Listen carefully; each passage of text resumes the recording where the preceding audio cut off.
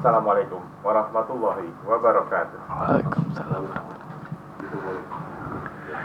Assalamualaikum warahmatullahi wabarakatuh. Waalaikumsalam. Sugeng dalu, selamat malam sahabat budaya, sahabat tradisi, sahabat Mudilan, sahabat Joglojib dan seluruh sahabat yang ada di sana. Sugeng dalu, Mas. Selamat malam. Selamat malam. Apa kabar? Baik, alhamdulillah. Ya, malam hari ini kita ada di malam yang dingin karena baru saja hujan deras di rumah budaya Joglojib ini. Sugeng rawuh, selamat datang saya ucapkan, dan kita akan ngobrol santai.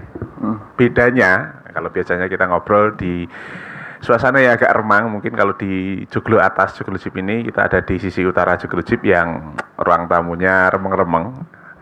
Malam hari ini jenengan kita paksa untuk ngobrol di depan dua lampu, dan efeknya pasti nanti blereng ya toh. Blereng guys gitu kan.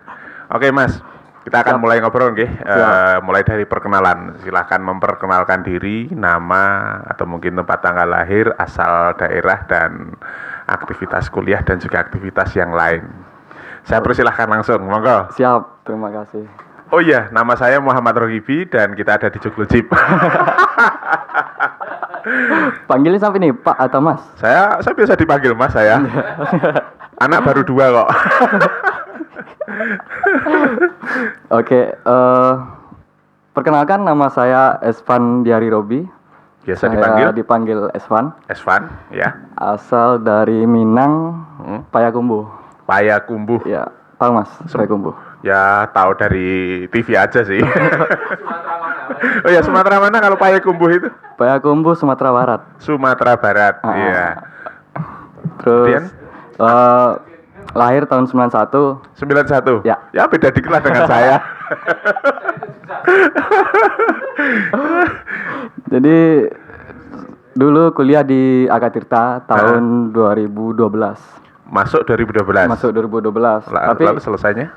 selesai tahun 2015. 2015, 13, 14, 15. Ya, 3,5 atau 4 tahun? 3 tahun. 3 tahun. Heeh. Cepet ya. Jangan dibandingkan dengan saya. Lanjut. Tapi dulu pernah kuliah, Mas, di Sebelumnya? Ya, kuliah di Universitas Negeri Padang. Heeh. Itu selama 2 tahun. Mm. Terus di tahun 2012 dengan langkah tegap keluar dari UN. Balik kanan dengan tegap ini berarti ya. Ada apa kok pindah kuliah ini, ada apa Mas? Karena dulu tuh kuliahnya nggak sesuai sama keinginan sendiri ya. Oh gitu. Dulu kalau boleh tahu dulu kuliah di fakultas jurusan apa? Fakultas Ilmu Pendidikan. Itu jurusannya Teknologi Pendidikan. Jadi itu ke apa? Guru TI atau guru TU gitu. Oh gitu. Jadi dulu tuh Iya. pernah kepikiran nggak mau jadi guru. Nggak mau jadi guru? Nggak mau jadi guru. Kenapa ada yang salah dengan guru? Ini kebetulan kita kan ada menjelang di Hari Guru Sedunia loh Mas. Kok tidak bercita-cita jadi guru? Ada apa? Tidak berbakat gitu Mas. Ya bener. Kayaknya mungkin bakatnya di bidang lain. Merasa punya keinginan, cita-cita, atau mungkin saya harus ke sana. Nah kemudian setelah memutuskan untuk balik kanan itu, step apa lagi yang ditempuh waktu itu? Jadi dulu itu keluar 2011 menganggur jadi OP warnet, operator warnet. OP warnet. Ya, itu juga pekerjaan mulia, Mas. Bisa lihat dunia loh.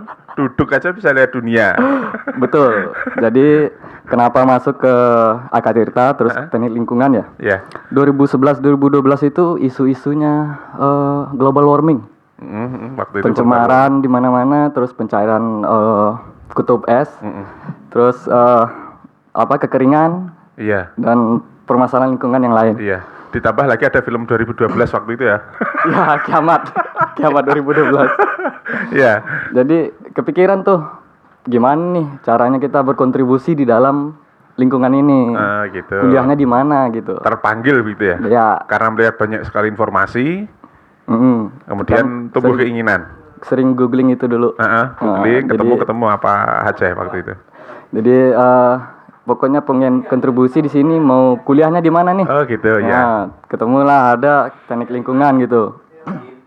Jadi kan banyak jurusan teknik lingkungan, tapi masih mikir-mikir untuk nyambung kuliah lagi Mas. Sampai akhirnya ketemu sama alumni Akatirta, Di sana mahasiswa Akatirta. Iya. alumni yang sudah balik ke Payakumbuh. Ya, itu ada juga, terus ada yang lagi PKL. Oh gitu, ada ketemu beberapa mahasiswa. Ya. Terus diajakin kuliah di Akatirta Magelang. Kuliah apa nih? Kuliah teknik lingkungan, khusus air bersih katanya. Iya. Nah, di situ tertarik untuk coba mendaftar dan alhamdulillah langsung lulus diterima. Keterima di Akatirta Akatirta. tahun 2012. 2012. Dari yang semula kuliah pendidikan, lalu karena ini panggilan jiwa apa ya? Bisa dikatakan seperti itu nggak sih, Mas? Iya, sepertinya itu, Mas. Jadi memang betul-betul kita harus ada di dalam itulah, pokoknya untuk membantu lingkungan gimana, khususnya di air bersih gitu. Oke, kemudian singkat cerita minta izin orang tua dan seterusnya, lalu ke Magelang atau seperti apa? Ya, langsung ke Magelang. Tanggal 5 September tuh masih ingat itu. Masih ingat betul ya? Tanggal 5 berangkat, 2012, terus tanggal 6 tes, ujian masuk. Terus langsung diumumkan kelulusan. Tanggal 12, seminggu kemudian langsung ini ospek. Ospek di Akatirta. Iya, jadi itu saya udah ospek 2 kali. Oh, 2 kali ya? 2009 dan 2012. Ngerasa ke ospek pindu 2 kali ospek. Oke. Kuliah di Akatirta, kemudian dari apa yang dulu dibayangkan ketika mendengar berbagai macam informasi kemudian masuk ke Akatirta, apakah sesuai dengan yang dibayangkan, sesuai ekspektasi atau mungkin melebihi ekspektasinya, Mas? Sebetulnya ini agak kaget juga pertama. Oh gitu. Karena kampusnya kecil. Biasa kita di kampus besar ya. Oh iya. Terus kampusnya kecil.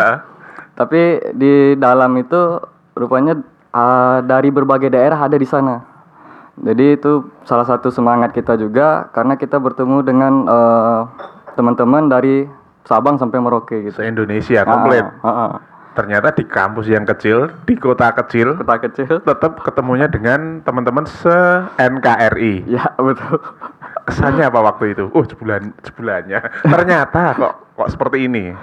Ya, nggak sesuai yang apa yang dibayangkan ya sebenarnya, Mas. Tapi di situ kita bertemu teman-teman yang betul-betul ada kepikiran juga untuk di bidang lingkungan itulah, sama-sama di bidang lingkungan. Oke, kemudian setelah kita langsung kalau kuliah standar kali ya. Kalau kemudian ini setelah aktivitas setelah di wisuda. Nah, ya, masih di Magelang juga? Ya, masih di Magelang. Masih di Magelang. Saat ini aktivitasnya apa saja, Mas, bisa disampaikan? Oke, mungkin saya jelaskan dulu diceritakan dulu yang di kuliah ya, Mas. Oh, boleh. Di kuliah biar runtut itu, lah. Di kuliah itu kita ikut P3M itu namanya, Pusat Penelitian Pengabdian Masyarakat. Itu bersama Pak Aji dan bersama Pak Gaga. Jadi kita ikut mengabdi, berdedikasi di P3M itu dalam hal-hal di PDAM, itu penyediaan air bersih. Jadi di sana saya belajar tentang bagaimana mengelola air minum dan sumber daya yang ada di sana.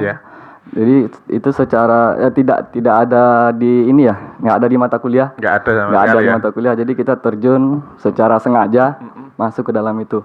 Nah, hasil dari kita ikut P3M itu, kita langsung dipercaya oleh dosen untuk mengerjakan satu proyek langsung, Mas. Waktu itu apa yang proyek pertama apa, Mas? Proyek pertama itu langsung 2013 itu saya menggambar skema valve di kota Balikpapan, PDAM Balikpapan. Skema valve. Nah, bisa dijelaskan itu. Jadi itu salah satu rangkaian dalam kegiatan pengendalian kehilangan air. Step pertama itu atau dari beberapa tahapan itu langkah awalnya. Ya, itu udah tahap yang kesekian lah. Oh, kesekian. Karena mohon maaf karena saya kurang paham dengan hal-hal seperti ini ya. Mungkin bisa dijelaskan yang saya nyandak lah ya. Kalau enggak nanti roaming saya. Oke, dilanjut. Itu proyek pertama ya? Proyek pertama. Selanjutnya? Terus kita banyak kegiatan-kegiatan yang lain selama di sana. Saya pernah sering diajak Pak Gaga dan Pak Aji itu untuk keluar kota, Mas. Gitu. Jadi kalau di Jawa Tengah tuh udah semua. komplit ya? Udah, tapi tujuannya ke PDAM. Iya. Ya. Tapi kan sudah seprovinsi. Ya. Saya apa belum itu kalau seprovinsi? Kita sampai ke Maluku, sampai ke NTT, itu terus Kalimantan, terus pernah juga di Payakumbuh sendiri itu waktu itu. Bali juga pernah. Pernah. Iya. Oke, Jadi yang paling berkesan selama berkegiatan, apa sih istilahnya ini namanya, itu kegiatannya apa saja sih? Sebutan umumnya untuk kegiatan jenengan itu apa? Dan tim itu? iya, mungkin pendampingan ke PDAM. Pendampingan ke PDAM seluruh Indonesia? Iya. Spesialkan seperti itu? Iya. Kesan yang paling berkesan paling itu wow di Ruteng. Di Ruteng itu Nusa Tenggara Timur. Ya, NTT. Jadi kita ada apa di sana, Mas? Wah, itu betul-betul teman-teman di PDM sana betul-betul udah seperti saudara. Padahal pertama kali bertemu. Kita pertama kali datang ke sana itu langsung disambut seperti upacara adat gitu loh. Tamu agung ya? Iya, saya dan Pak Haji itu. Iya. Langsung dikalungkan kain tenunan, terus dikasih peci. Peci khas. Iya, peci khas di sana. Ruteng ya, bacanya bener ya? Ruteng ya. Ruteng ah, pokok itulah ya. Mohon maaf kalau salah ini. Lidah Jawa, ilat Jawa seperti itu sering kepleset. Nah, di sana waktu itu apa saja yang dilakukan di Ruteng itu? Kita melakukan selain penyambutan yang wow itu tadi. Iya. Terus penyambutannya udah seperti keluarga. Kita kan ada pelatihan di sana OJT, on job training, itu tentang NRW dan pengoperasian alat NRW. Jadi kita melatih di sana itu ada beberapa PDAM, jadi kumpul di satu tempat semua selama 5 hari. 5 hari, ya. Total 5 hari selama di sana. Iya, paginya penyampaian materi, sore itu langsung praktek. Di lapangan begitu ya? Iya, betul, langsung di lapangan, di atas bukit waktu itu. Oh, ya? Untuk praktek NRW-nya. Jadi di sana ya gimana ininya, Mas. Jadi teman-teman di sana betul-betul antusias. Iya. Dan oh ya, satu lagi. Apa ini? Tidak saya, kalah wow ya? Saya betul-betul merasa lebih merinding dan bangga karena rupanya di sana di Ruteng itu salah satu nenek moyangnya di sana tuh memang orang Minang. Oh gitu. Iya. Kayak saya ketemu akar rumput salah ya. Kayak ketemu saudara jauh. Iya. Dan teman-teman di sana respect ke orang-orang Minang di sana. Jadi saya udah kayak langsung kayak saudara dekat gitu. Ya bener ya, karena memang kayak ini dia wow ya. Selain melakukan hal-hal yang berhubungan dengan kegiatan tersebut, juga ternyata bisa ketemu saudara gitu ya. Terus satu lagi nih, Mas. Banyak lagi juga boleh. Iya. Kita itu minum kopi udah kayak sholat, Mas. Pagi udah kayak 5 waktu lah. Pagi, siang, sore, malam. Pagi lagi. Kopi terus. Nggak ada susunya sama sekali ya, Pak. Jadi kopi NTT kan tuh juga terkenal tuh. Oh iya, khas ya? Iya. Jadi mama-mama di sana itu langsung sangrai, ditumbuk, langsung kita dikasih kopi. Ori ya? Ori. Ya Allah, seneng banget. Saya cuman minum teh ini. Oke deh. Itu kegiatan yang di luar daerah. Kalau yang di Magelang yang deket-deket sini, kegiatan yang kontributif itu apa, Mas? Jadi dari ini di P3M ya, di Akatirta. Dari Akatirta kita pernah jadi instruktur junior di Akatirta untuk melatih teman-teman PDAM dari Malang. Waktu itu ada. Terus ikut kerjasama dengan BLH Kabupaten Magelang untuk meninjau dan survei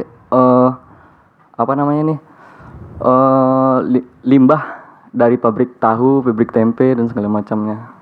Gitu, itu yang lokal sini ya? Ya, selanjutnya memang ada di Kabupaten PDM Kabupaten Magelang dan PDM Kota Magelang. Yang paling dekat ya kota dan Kabupaten Magelang. Paling sering itu. Paling sering, oke deh. Dan menjadi aktivitas harian berarti? Iya. Oke deh.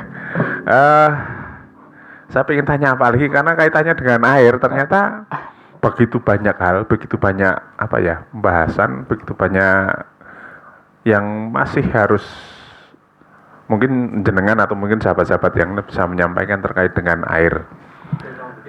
Oke, ini selain tentang air, ini mestinya ada aktivitas yang lain. Nggak mungkin toh cuman satu hal aja. Aktivitas lain, Mas. Saya Ya. dapat info dengar bisik-bisik dari Pak Aji nih. Tapi jenengan yang langsung menjelaskan aja. Monggo.